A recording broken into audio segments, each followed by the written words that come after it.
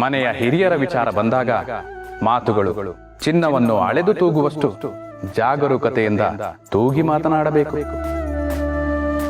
ಮೊದಲೇ ದೈಹಿಕವಾಗಿ ಶಕ್ತಿಯನ್ನು ಕಳೆದುಕೊಂಡಿರುವ ಜೀವಗಳಿಗೆ ನಾವು ಎಲ್ಲರಿಗೂ ಭಾರವಾಗಿದ್ದೇವೆ ಎನ್ನುವ ಭಾವನೆಯೇ ಹೆಚ್ಚು. ಅಂತಹ ಸಂದರ್ಭದಲ್ಲಿ ಅವರ ಆತ್ಮವಿಶ್ವಾಸವನ್ನು ಹೆಚ್ಚಿಸೋ ಕೆಲಸವಾಗಬೇಕೇ ಹೊರತು ಆತ್ಮಗೌರವವನ್ನು ಕುಂದಿಸೋ ಕೆಲಸವಾಗಬಾರದು. ಮಕ್ಕಳು ಶತ್ರುಗಳಾಗಿ ಬದಲಾದರೂ ಅವರಿಗೆ ಒಳಿತನ್ನೇ ಬಯಸಿ ಹರಸೋ ಜೀವಗಳು ಯಾರಾದರೂ ಇದ್ದರೆ ಅದು ಹೆತ್ತವರು ಮಾತ್ರ.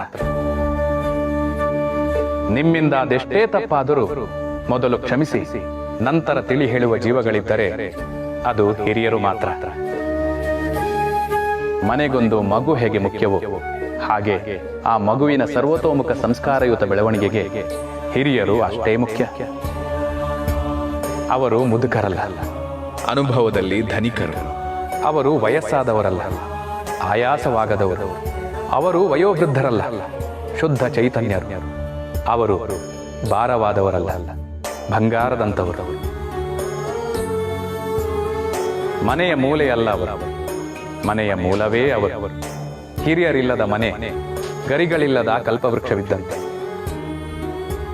ಹೆತ್ತವರಿಲ್ಲದ ಜೀವನ ರೆಂಬೆ ಕೊಂಬೆಗಳಿಲ್ಲದ ವಟವೃಕ್ಷವಿದ್ದಂತೆ. ಭೂಮಿಯ ಮೇಲೆ ಮಕ್ಕಳಿಡುವ 2 ಹೆಜ್ಜೆಯ ಜಾಗ ತಂದೆ ತಾಯಿಯರ ತ್ಯಾಗ.